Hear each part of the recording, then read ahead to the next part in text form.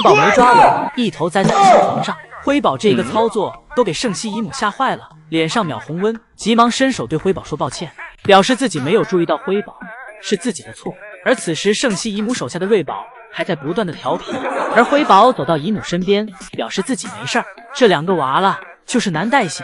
圣西姨母回去给姐妹俩拿来了胡萝卜做补偿。瑞宝看到后扑了过来，要抢在妹妹前面吃到胡萝卜。喂完瑞宝胡萝卜后，圣西姨母将辉宝搂在怀里，问辉宝有没有摔疼，继续跟辉宝说着抱歉，跟辉宝玩耍一番，希望辉宝忘掉刚才摔下来的感觉。咱辉宝向来心大，刚才的事情其实已经忘在脑后了，而且辉宝是自己摔下来的，也不能怪圣西姨母。吃完胡萝卜后，圣西姨母又拿来了小苹果。圣西姨母还在自责，圣西姨母将小苹果递给瑞宝时，姨母的手套不小心挂到了瑞宝的手。圣西姨母第一时间不是担心自己的手，而是赶紧走上前查看瑞宝的指甲，看到瑞宝指甲没有受伤后才放下心来。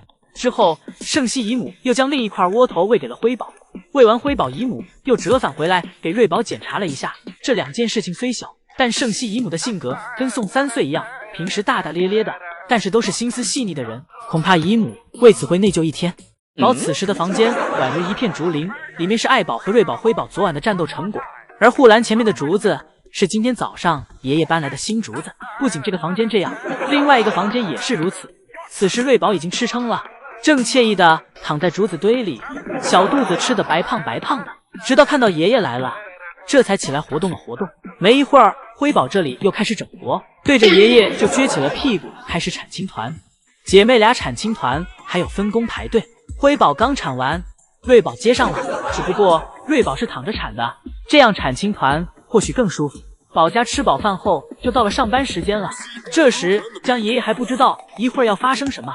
江爷爷此时心情还无比的开心，表示又是活力满满的一天。当太阳升起到一天当中的最高点时，也就是瑞宝、辉宝该回家时，江爷爷才开始意识到今天有些不平常，因为姐妹俩今天有点不太想回家。起初是辉宝，后面是瑞宝，辉宝爷爷哄了哄就回去。而轮到瑞宝时，瑞宝今天根本没给爷爷放在眼里。开始爷爷还让爱宝劝瑞宝下来，但爱宝试过后，发现自己的话对瑞宝来说也不管用了。孩子大了，现在自己根本管不了，反而感觉爱宝坐在下面喊瑞宝的这个样子还很可怜。直到时间来到傍晚，天都黑了，游客都走完了，瑞宝这里还不打算下来。两个爷爷在树下急得团团转，不过最后结果是好的。只见江爷爷抱着瑞宝，晃晃悠悠的就走回了室内园区。晚上回家后，瑞宝并没意识到自己今天干了什么，依旧很调皮，还想抢姨母手里的相机。爱宝这里看不下去了，给瑞宝制服在地，替奶爸教育了一顿瑞宝，而爷爷则在一旁辅助爱宝，让瑞宝以后一定要听妈妈和爷爷的话，同时夸赞爱宝真是一个合格的妈妈。爱宝也没有太严格的批评瑞宝，毕竟这个年纪正是贪玩的年纪。说着说着，爱宝就将瑞宝抱进了怀里，又对其宠溺了一番。到看到之前爱宝忙着给福宝从室外收回来的样子时，我才明白养二胎和养头胎是有区别的。头胎时爱宝对福宝都是走哪带哪，寸步不离，不管在室内还是室外，爱宝黏着福宝的次数比福宝黏着爱宝的次数都要多。头胎的新鲜感让爱宝根本离不开福宝，任何时候都在玩耍。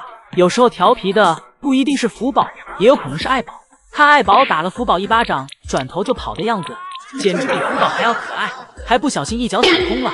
爱宝快速爬上小树，不让福宝抓住，等福宝过来时，自己再从树上下来，一屁股坐在福宝头上，可爱属性一点不比福宝少。以前福宝的玩具，爱宝也要跟其抢一抢，感觉彼此抢着玩这个玩具才好玩。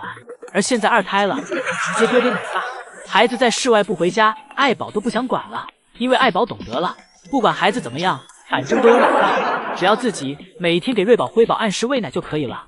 同时也是因为瑞宝、辉宝对彼此的感情看上去远比对妈妈要深，毕竟姐妹俩还常常一起欺负爱宝，所以对于二胎的瑞宝、辉宝，爱宝则处于先把自己养好再说，他俩还行，好日子还在后面，自己则要趁他们独立之前多沾沾他们的光。而劳累和受苦的事儿有了一胎的经验了，吃苦受累是不可能的了。瑞宝真是继承他爹的宝家搞笑担当的头衔。爱宝和瑞宝这里正进行着温馨可爱吃播，镜头一转，辉宝这里已经趴在地上睡着了。每次辉宝看到爷爷来了，就越发的娇羞可爱。原本辉宝正埋头在竹子里狂吃，突然听到爷爷喊自己，辉宝立马探出头来。보이나아주신났네요哎呀，까꿍까꿍。这一小探头给爷爷噎啵坏了。有时看到爷爷来了，辉宝就会对着爷爷各种摆弄，来吸引爷爷的注意力。对着爷爷把自己的全部才艺表演完后，才会从树上下来。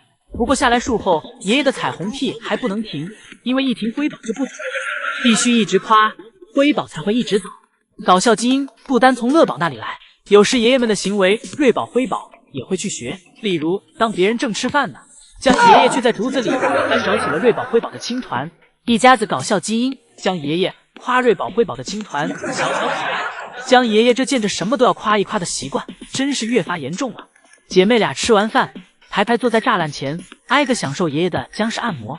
这温暖又平和的晚上，就是宝家每天的生活模样。送爷爷以后，再也不用因为姐妹俩下班不回家而苦恼了，更不用再为此受气。截止到今天为止，瑞宝和辉宝已经连续3天自己下班回家了。宋爷爷当看到瑞宝和辉宝第一次下班回家时，激动的声音이 녀석들 엄마 따라서 처음으로 퇴근했네. 완성.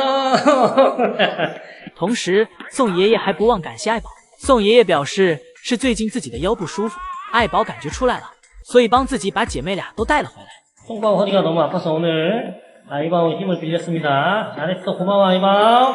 而在今天，就算不是宋爷爷值班，姐妹俩到下班点后也很自然的回了家。当然，这离不开爱宝的努力。瑞宝和辉宝能够自己回家，爱宝是最大的功臣。爱宝现在给姐妹俩带来的威压，直接能给其下比较。现在饲养员们也有在刻意去锻炼爱宝，带姐妹俩回家。为此，现在每到下班点时，爷爷亦或是姨母会将通道门一直开着，而通道门里面还有一个门，则是位于体重秤前通往房间的门，这个门则是处于关闭状态。而现在每次爱宝回家时，发现回房间的通道门没有打开，便会再次返回园区查看是什么原因，以及到奶爸门口询问情况。不过聪明的爱宝很快就明白了奶爸的意思。爱宝发现只有瑞宝和辉宝一起跟自己回去时，奶爸才会开门，于是爱宝就这样被迫接下了带姐妹俩回家的工作。当爱宝喊姐妹俩回家时，辉宝此时依旧想用老办法往树上爬，以为这样妈妈就会和爷爷一样拿自己没办法了。但爱宝可不会像爷爷一样留手，看出辉宝的小心思来后，爱宝立马去阻止辉宝，直接给爬到一半的辉宝从树上拽了下来。这样一来，辉宝也不敢再继续反抗，爱宝连踢带打的给辉宝弄了进去。而这时得空的瑞宝则趁妈妈没注意到自己，快速爬上树。爱宝给辉宝拖过去后，回来发现瑞宝已经上树了。就在姨姨们以为爱宝这下拿瑞宝没办法了，下一秒不知是不是因为爱宝的威慑力太强了，亦或是爱宝在树下跟瑞宝说了什么，只见瑞宝看到妈妈回来了，竟慢慢的从小树上爬了下来，然后快速的跟上妈妈一起回了家。